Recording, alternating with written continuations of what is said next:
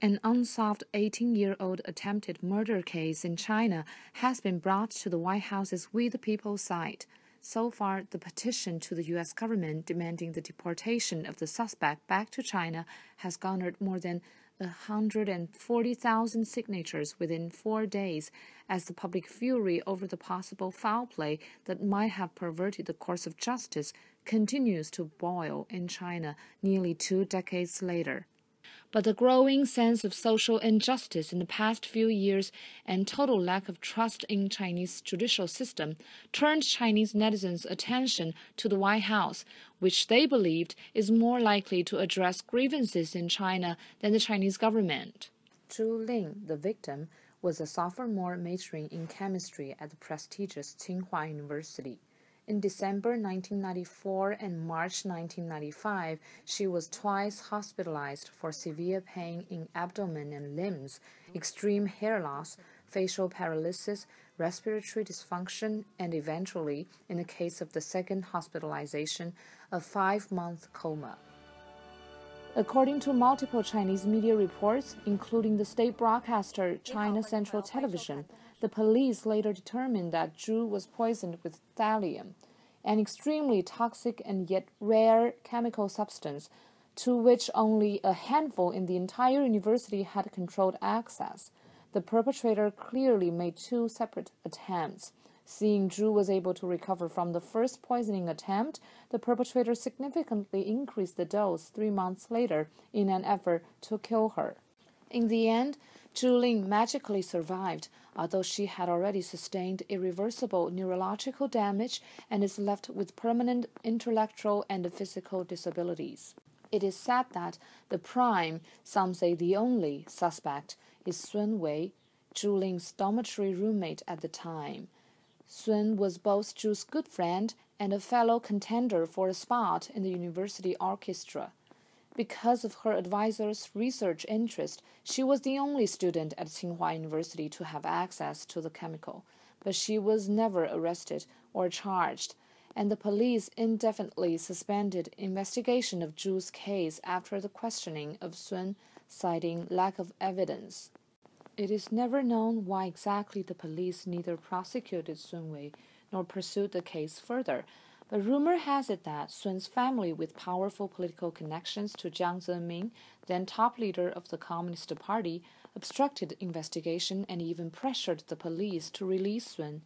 The primary investigator, Li Shusen, reportedly told Southern People Weekly in January 2006 that investigators had in fact reached some important conclusions regarding the case, but that the information was, quote-unquote, too sensitive to be released.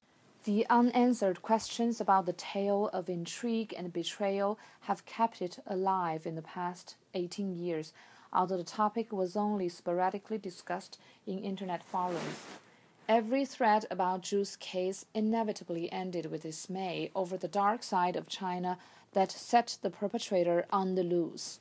However, in April, an entirely unrelated murder on the campus of Shanghai-based Fudan University, in which a postgraduate medical student poisoned his roommate to death out of jealousy, sent shockwaves around the country and refreshed the nation's memory of Zhu Ling.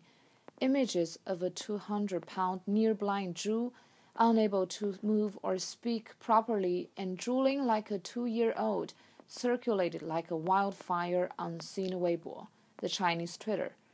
The Fudan murderer is now brought to justice. What about Tsinghua's Zhu Ling? Many wondered aloud. In the U.S., where many of Zhu's contemporaries, including her former classmates, have settled down, discussion is equally heated. On ChinaGate, the largest overseas Chinese language web portal, a special web page was devoted to all threads related to Zhu. Chinese internet censors that swooped in the next few days add even more fuel to the public anger. Tweets about Zhu Ling were deleted.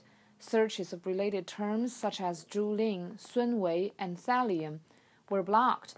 Several Chinese media stories that requested for the truth were taken down. All these fed the wide speculations that politics have done the dirty on Zhu Ling. The suppression of the information was lifted Sunday, but many Chinese netizens no longer pinned their hope on the Chinese authorities and resorted to the White House petition because they learned that if 100,000 signatures can be collected within 30 days, the White House may review the petition and respond. According to the grammatically flawed petition authored by an anonymous Chinese expat, Sun Wei entered the U.S. years ago by changing her name and committing a marriage fraud.